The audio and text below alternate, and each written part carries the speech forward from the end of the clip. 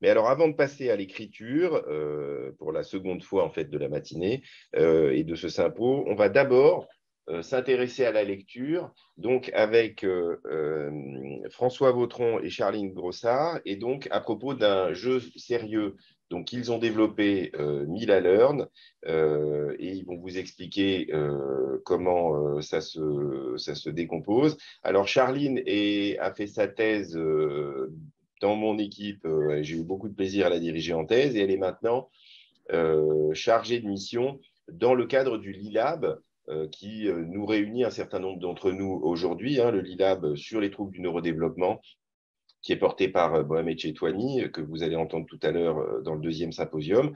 Et François Vautron, lui, est un ingénieur passionné de musique qui a monté sa propre start-up pour créer ce jeu sérieux. Et donc, je ne sais pas qui d'entre vous deux prend le lead. C'est François, Ouais, c'est probablement, parce que je vois François. que le micro est levé.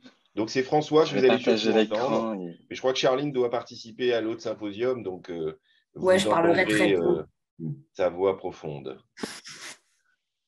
Donc, Ça donc marche même alors. chose, hein, François, une vingtaine de Ouais, minutes pour qu'on ait le temps de prendre une ou deux questions avant l'autre sympo. parfait, ça marche. Merci beaucoup, David, pour l'introduction. Effectivement, donc Charline et moi, on va vous parler de Mila. Mila, qui est un jeu principalement destiné aux enfants qui ont des troubles spécifiques d'apprentissage avec déficit de la lecture, qui est un jeu utilisant principalement le rythme Excusez-moi, vous pour êtes en venir mode en fait. présentateur. Si vous pouvez changer de mode, ça sera plus facile, je Ah, pense, pour les personnes qui vous effectivement, regardent. ça serait pas mal. Alors, merci. Merci de la remarque. Attendez. Est-ce que là, ça fonctionne mieux? Ouais, Oui, c'est mieux. merci beaucoup. Super, merci beaucoup pour la remarque. Donc oui, donc du coup, c'est un jeu qui se déroule sur tablette, qui est un jeu rythmique à destination de ces enfants. Avant de rentrer un peu dans la partie plus théorique de comment on l'a développé, de ce qu'on a pu faire à date, je vous propose une petite vidéo, histoire de rapidement mettre en contexte et vous puissiez vous représenter à quoi ressemble le jeu réellement. En rythme et en cadence, Sanae, 8 ans, est en pleine séance avec sa psychomotricienne. Les jeux musicaux sur le téléphone se sont invités à la séance car cette professionnelle de santé utilise l'application Mila, un nouvel outil numérique à destination des enfants qui souffrent de 10, des troubles de langage et d'apprentissage. Il permet de travailler le rythme et l'attention auditive. Et regarde bien, il y a deux signaux. Il parle, ça c'est très bien parce que tu as bien écouté. Et tu vois, il y a le projecteur. Tu vas devoir le reproduire après moi. Compte. Super. Alors le problème de rythme, en fait, il est inhérent aux troubles de type notamment dyslexique. Les enfants ont des difficultés de perception des intervalles et ça les gêne pour écrire, ça les gêne pour lire. Et en psychomotricité, le rythme, du coup, on le travaille beaucoup, puisqu'on travaille beaucoup sur l'écriture, beaucoup sur l'attention et sur la mémorisation.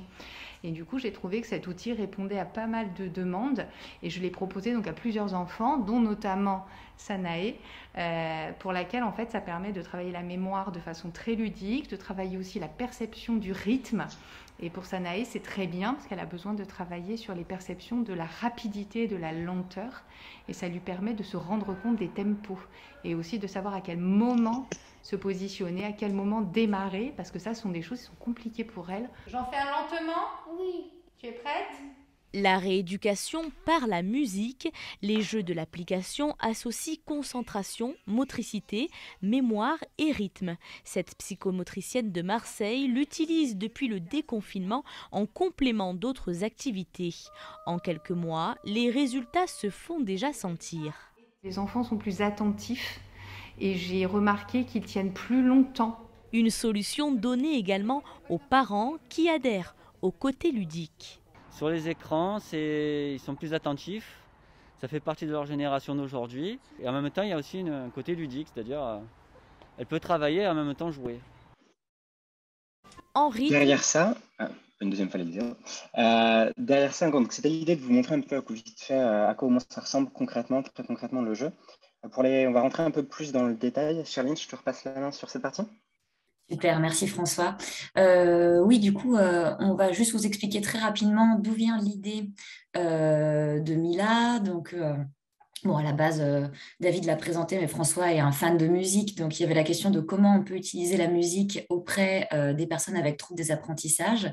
Et donc, en fait, en regardant la littérature, on se rend compte qu'il y a beaucoup de questions en fait, qui se sont posées sur l'intérêt de la musique dans la dyslexie. Alors, anciennement dyslexie, maintenant, on parle de troubles spécifiques des apprentissages sur le versant de la lecture.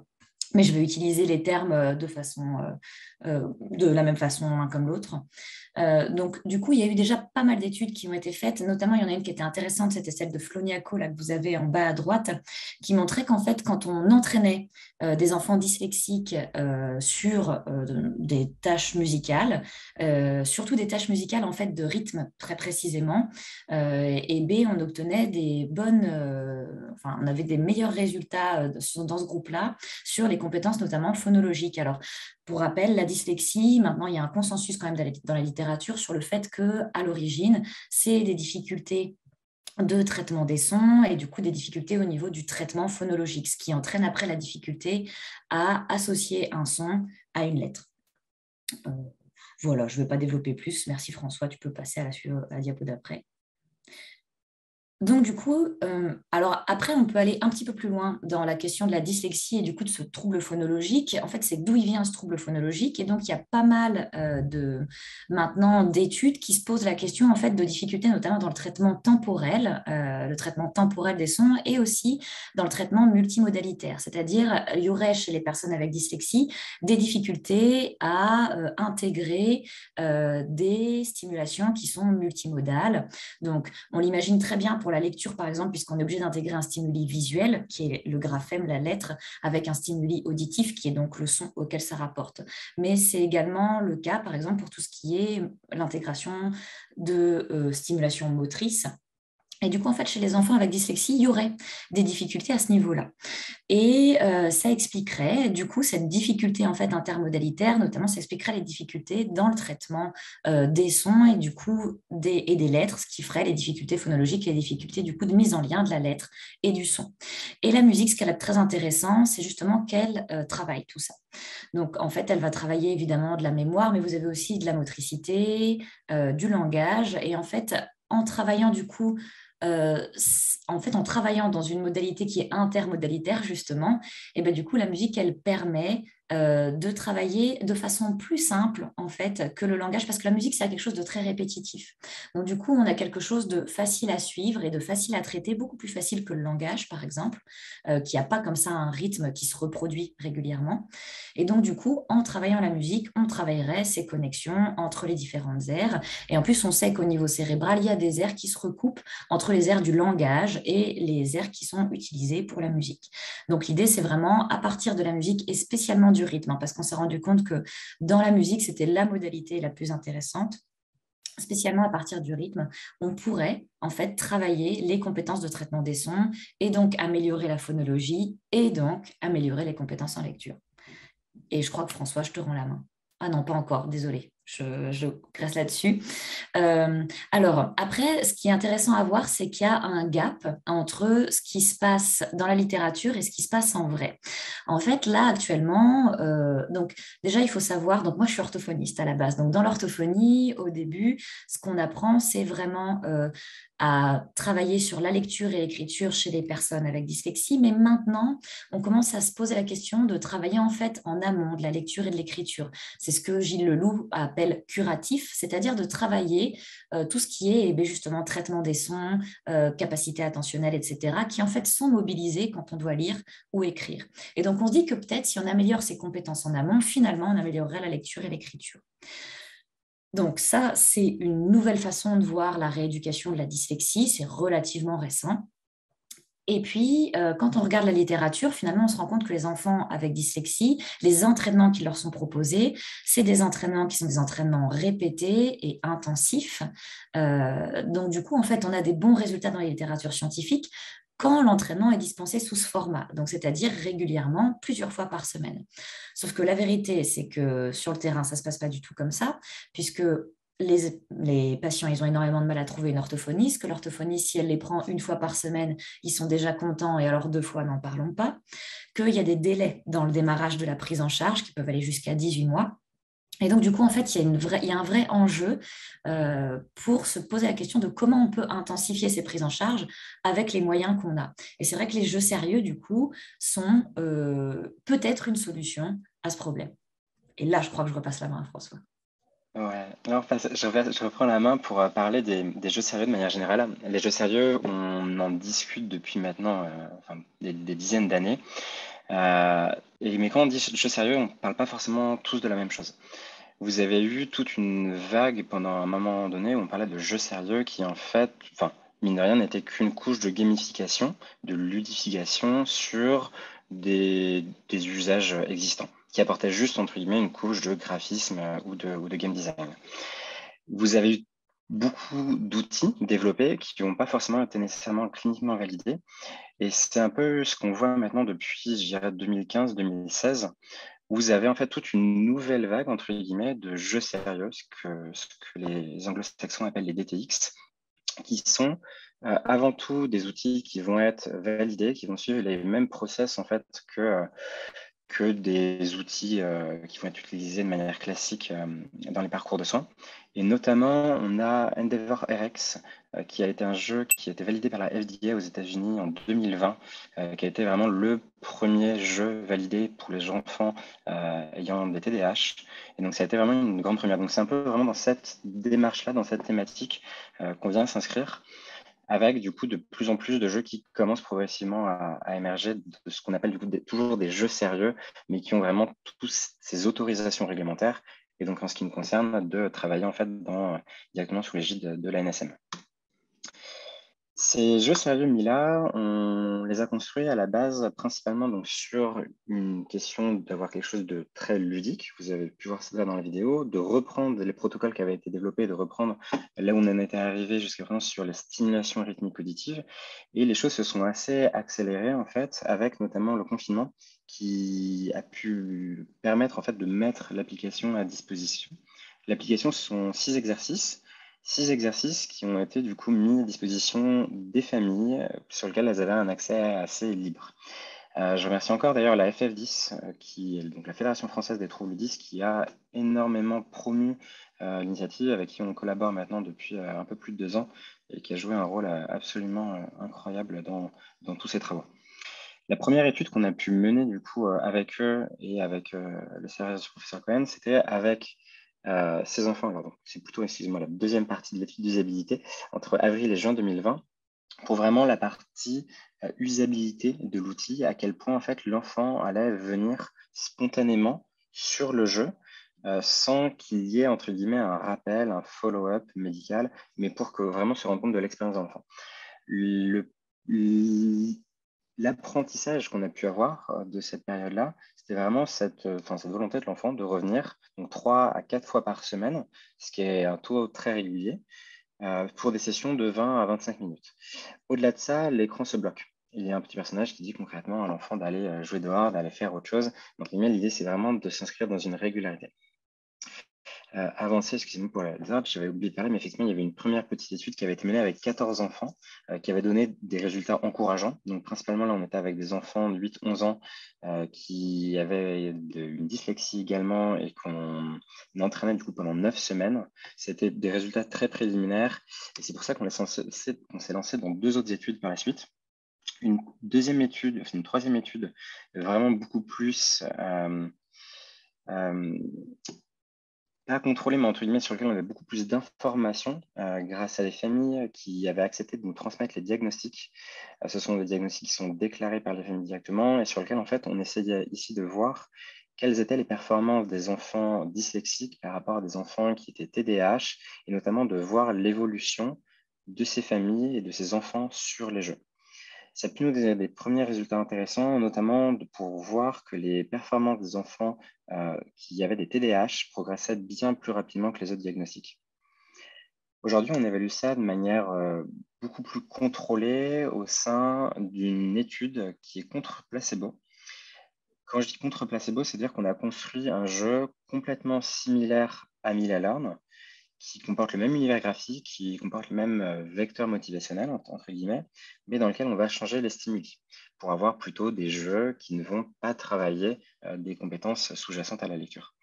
La question, c'est de toujours donc, se mettre dans le cadre réglementaire aussi que je vous ai mentionné tout à l'heure et donc faire en sorte que cette étude-là puisse se dérouler suivant les mêmes process, entre guillemets, que des études qu'on peut voir d'ailleurs en pharma, avec une étude en double aveugle contre placebo, dans lequel on évalue du coup une remédiation avec Mila contre placebo pendant 8 semaines. Ces enfants, ce sont des enfants qu'on a voulu recruter sur une liste d'attente. Pourquoi sur liste d'attente? Parce qu'on considère aujourd'hui en fait que c'est là où est déjà été notre plus gros pool de recrutement, mais c'est aussi là où on pouvait avoir le potentiellement plus gros impact d'un point de vue sociétal. Donc ce sont des enfants qu'on recrute soit parce qu'ils sont bilantés et qu'ils sont en attente de prise en charge, soit ce sont des enfants qui n'ont pas encore été bilantés et qu'on prend dans ce cas pour vérifier le cas échéant le diagnostic et qu'on fait rentrer le cas échéant dans l'étude. Est-ce que, Charline, tu veux dire un mot à propos du recrutement? Oui, allez. Donc du coup, là, vous avez sous les yeux les critères d'inclusion. Donc nous, on recrute actuellement des enfants qui ont entre 7 et 11 ans et qui sont scolarisés du CE1 au CM2. Ils peuvent avoir redoublé, ça n'est pas de souci, tant qu'ils rentrent toujours dans les critères d'âge et de classe.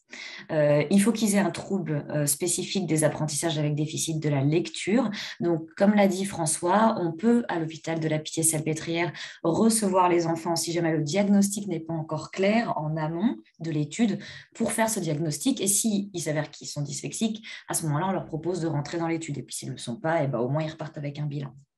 Alors, il ne faut pas qu'il soit suivi en orthophonie ni en psychomotricité. Pourquoi? Parce que comme vous l'aurez compris dans la présentation de la vidéo, Mila utilise le rythme et donc on ne veut pas qu'il y ait une orthophoniste qui travaille la lecture et l'écriture en parallèle, ni une psychomotricienne qui travaillerait le rythme à côté. Le but du jeu, c'est d'être sûr que les résultats qu'on est en train d'évaluer sont bien l'effet du jeu et pas l'effet d'une rééducation. Bon, et puis la langue maternelle française est affiliée à sécurité sociale, c'est un classique. Les contre-indications, c'est évidemment tout ce qui poserait des questions sur le diagnostic, mais aussi tout ce qui pourrait entraver la suite de l'étude. Donc, par exemple, une maladie chronique qui obligerait l'enfant à faire des soins réguliers, l'épilepsie et des choses de ce genre-là. Actuellement, on a recruté, je crois qu'on fait le 89e cet après-midi d'enfants, donc sachant qu'on en vise 154, donc ça avance bien, mais on continue à recruter des enfants. Donc j'ai vu qu'il y avait une question dans le chat de comment on peut faire. Donc là, actuellement, le jeu, il n'est pas disponible pour tout le monde. Le jeu, il est utilisable que dans le cadre de l'essai clinique. Donc il faut que les enfants rentrent dans nos critères d'inclusion pour pouvoir les utiliser. Mais après, il suffit tout simplement de nous joindre, et on a beaucoup de parents qui le font directement en nous disant super, génial, vous faites bien d'avoir envoyé à la maman, parfait. Génial, on attend son mail, voilà. Et du coup, dès qu'on reçoit le mail, on appelle les parents, on fait le tour de la question. Si a priori, ils ont les critères, et du coup, on les inclut dans l'étude. Parce que c'est vrai qu'on ne vous a pas précisé, mais l'étude est complètement en distanciel. Et ça, c'est un vrai plus. C'est-à-dire qu'à part le diagnostic qu'on est obligé de faire en présentiel encore, tout le reste se fait en distanciel. Donc, les évaluations, puisque l'enfant, on va l'évaluer avant qu'il commence à jouer, puis après qu'il ait fini de jouer, et puis ensuite encore 2 mois plus tard, pour s'assurer que les progrès perdurent dans le temps. Et ces 3 évaluations-là, en fait, elles sont réalisées en distanciel par Zoom, ce qui veut dire que les familles, si elles ont déjà le diagnostic de dyslexie avec un bilan qui permet de l'attester, elles n'ont jamais à se déplacer sur Paris, ce qui nous permet actuellement de recruter des gens en France métropolitaine, mais aussi à Mayotte ou en Guyane, là récemment, me semble-t-il. Donc, ça nous permet de couvrir vraiment une très large population, et ça, c'est une des belles choses de l'étude. Voilà. Merci pour la conclusion, Charline. Je crois qu'en plus, on arrive au bout de notre temps imparti, donc c'est nickel. Je repasse la main à David et à disposition si vous avez des questions plus tard. David, tu as ton micro coupé, je crois. Pour éviter les échos, j'avais coupé mon micro. Donc, merci beaucoup, Charline, et merci beaucoup, François, de votre présentation toujours très dynamique. Alors, c'est vrai que pour répondre à la personne du chat, c'est une obligation de l'ANSM de ne pas diffuser les jeux sérieux quand il y a une étude randomisée pour éviter justement que les gens qui sont sous le placebo puissent tomber sur l'identité du jeu, lever l'aveugle, et du coup, ça pose des problèmes méthodologiques. Donc, c'est pour ça que quand le jeu a été mis à disposition pendant le confinement, alors ce n'était pas la même version, hein, puisque vous avez compris qu'elle a été améliorée grâce au retour des familles. Donc ça, c'était un vrai plus. Mais néanmoins, pour la NSM, il vaut mieux qu'il n'y ait aucune possibilité de confusion pour que les résultats de l'essai clinique soient vraiment interprétables avec le moins de biais possible, même si on sait qu'il y en a toujours.